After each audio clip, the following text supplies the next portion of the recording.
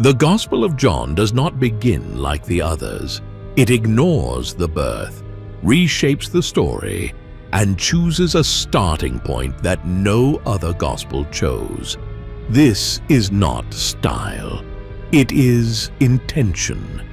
If John wrote last, the question is not what he repeated. It is what he deliberately changed. And that completely reshapes who Jesus is presented to be. When most people think of the Gospels, they imagine 4 accounts beginning more or less in the same place. A birth, a genealogy, a recognizable historical setting, a human point of entry. John does not do this.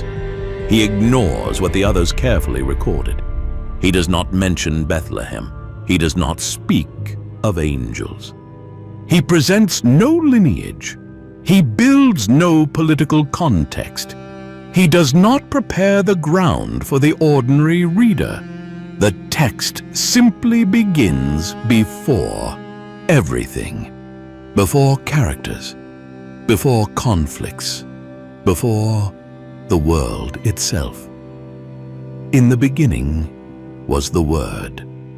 That choice in itself is already strange, because John writes last, when the stories about Jesus were already circulating, when the central points were already established, when there was no need to reinvent the beginning. Even so, he restarts the narrative, not as continuation, as repositioning.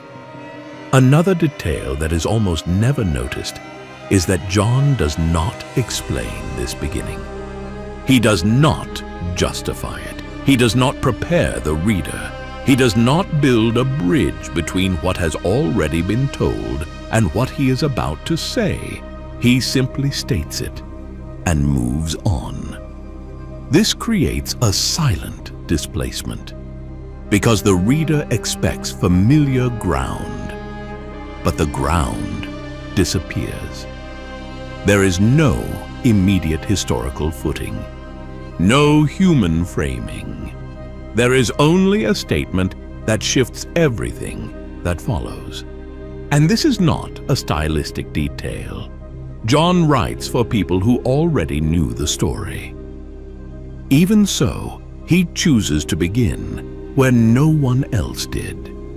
That suggests that something in the way Jesus was being understood needed to be recalibrated, not corrected with direct words, but displaced by the point of departure. If the beginning changes, everything else changes with it. And perhaps that is precisely why John does not begin where we expect, because the problem he is confronting is not at the end of Jesus' story, nor in his miracles, nor in his death. It lies in the way everything was framed from the very start. This is the first sign that the Gospel of John was not written to repeat. It was written to reposition. And that raises a question the text does not yet answer. It only prepares. When the Gospel of John begins, one thing is already clear. He chose a starting point no one else chose. But the displacement does not end there. The sense of unease deepens when we look not only at where John begins, but at what he leaves out. There is no birth narrative, no visit from the Magi, no flight into Egypt, no genealogy, no childhood, no quiet growth in Nazareth. These elements were not unknown. They were already circulating, already fixed in the memory of the communities, and yet John ignores them entirely. This is not omission through forgetfulness, it is choice. Matthew begins by anchoring Jesus in a lineage. Mark begins with movement and urgency.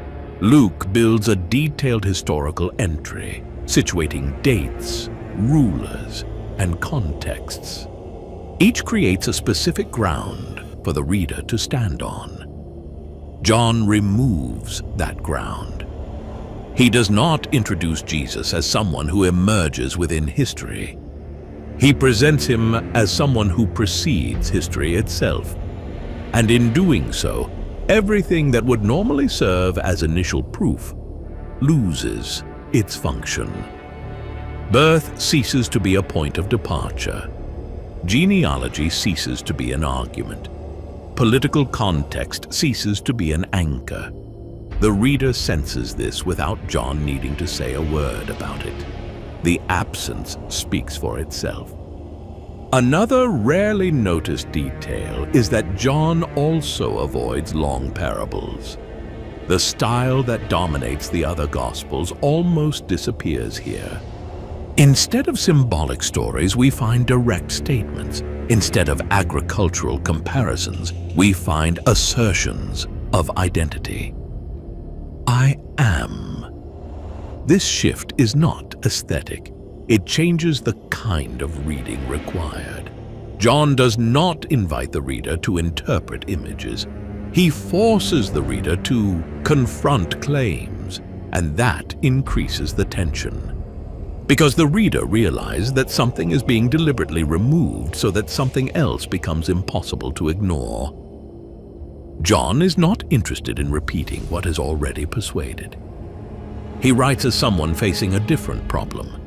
If everything about Jesus were already clear, this gospel would be redundant. But it does not sound redundant. It sounds necessary. The question that begins to form is not what John believed. It is what was happening when he wrote. What kind of understanding of Jesus was circulating at that moment for this repositioning to be urgent? John does not answer that yet. He simply adjusts the field of vision.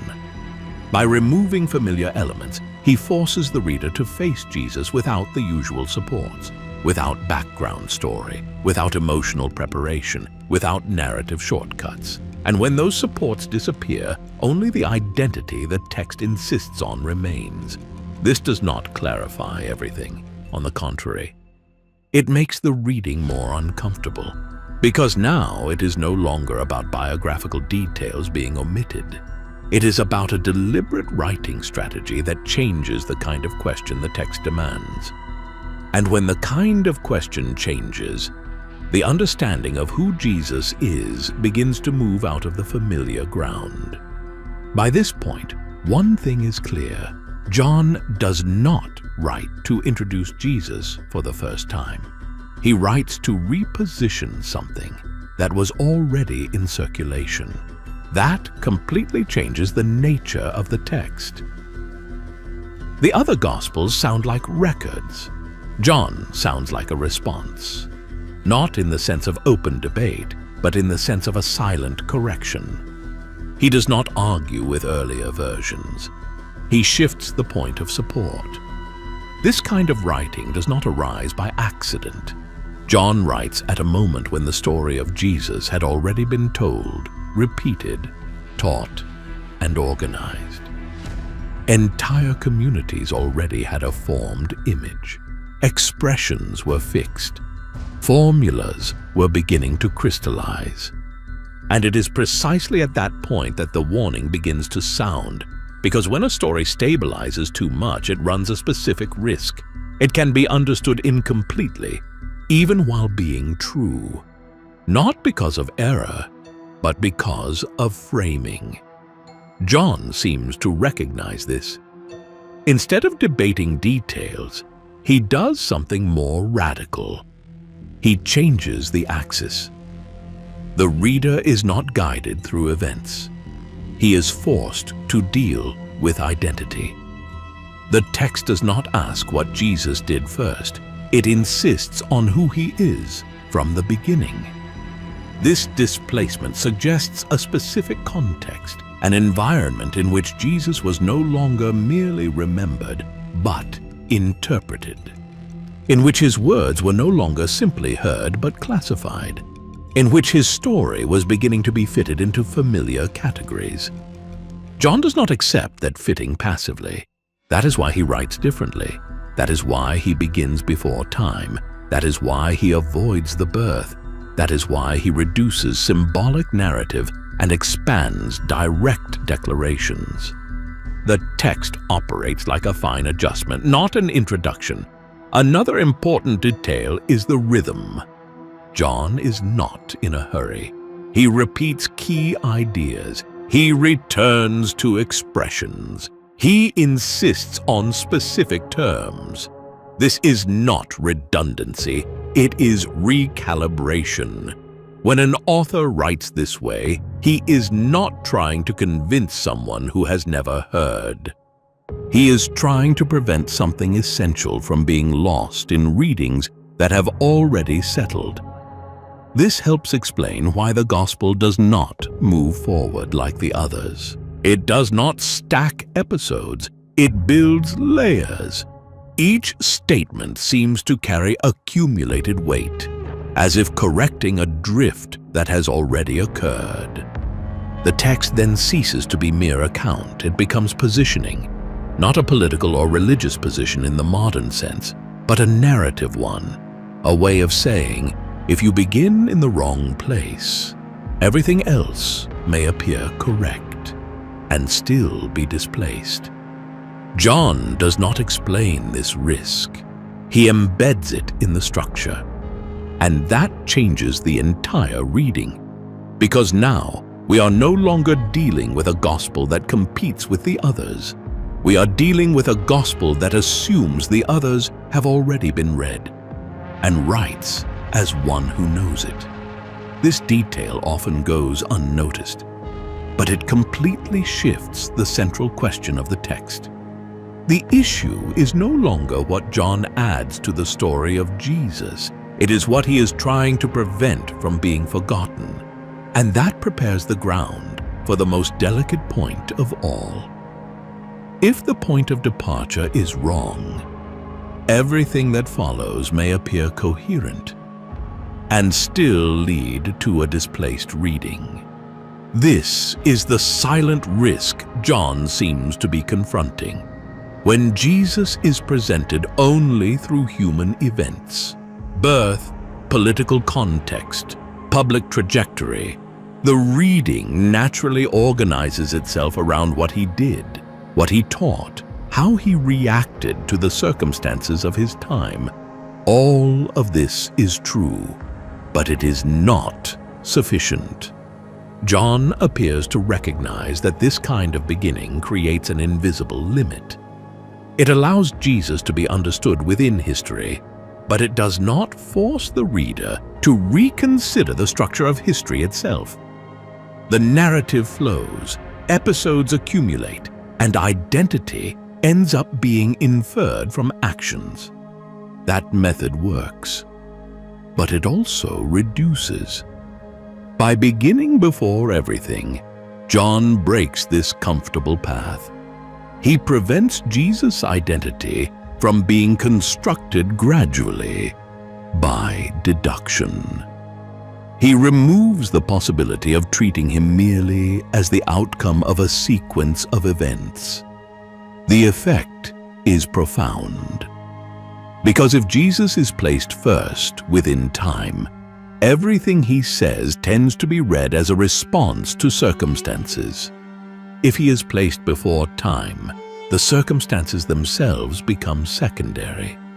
This inversion shifts the axis of reading. It is not a denial of history. It is a refusal to allow history to be the final criterion. John seems to be writing for readers who already knew the facts, but who may have begun to interpret Jesus only through them. That is why the gospel insists so strongly on identity before action, light before signs, word before work, existence before mission. When the beginning is human, the reader looks for progressive explanations. When the beginning is absolute, the reader is forced to confront statements that do not reduce easily. And this creates discomfort, because a Jesus presented only within time can be framed, compared, absorbed. A Jesus presented before time resists that process. John seems to understand that the problem was not what people believed about Jesus, but the point from which they believed. Beginning in the wrong place does not produce immediate error. It produces accommodation. And accommodation is harder to detect than denial.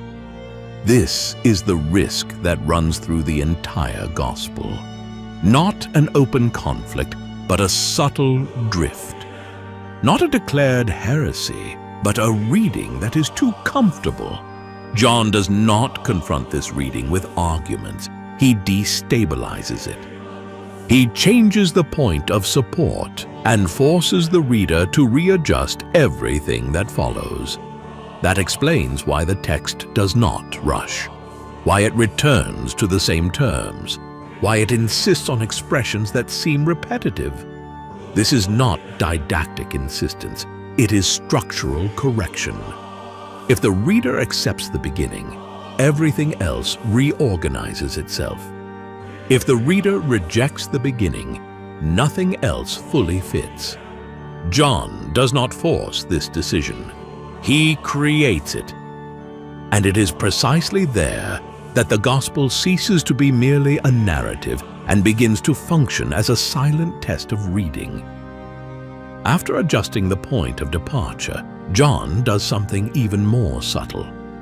He does not announce what he is doing. He does not warn the reader. He does not mark the moment as decisive. The detail that changes everything does not appear as a thesis. It appears as structure. Across the gospel, Jesus is not presented primarily as someone pointing to something outside himself. He speaks from within himself. The statements do not function as explanations. They function as claims of identity. I am. These words do not appear in isolation. They recur. They return. They structure the text, not as rhetorical emphasis, but as the narrative axis. John organizes the reading around them without ever stopping to explain them. That is decisive, because the reader is brought to a point where he is no longer weighing Jesus only by what he does or teaches, but by what he claims to be. And that transition happens without fanfare, without formal announcement, without a chapter set aside for explanation. That is where the displacement is completed. John does not write to convince someone that Jesus existed, nor to prove that he performed signs. That was already established. What is at stake now is something else. The way that information is interpreted. When the beginning is before time, when omissions remove the usual supports, when identity precedes action, the reader can no longer maintain a comfortable reading. Something has been rearranged without the reader seeing exactly when. That is the detail that changes everything. Not a single phrase, not an isolated miracle, not a direct theological explanation, but the way the text forces the reader to choose a point of reading. Either he accepts the framework John proposes, or he moves through the entire gospel without truly understanding it. That is why the book does not close with a doctrinal summary. It ends by making it clear that not everything was written down. Not everything was recorded. The text does not claim to exhaust the subject. That is not a limitation. It is coherence.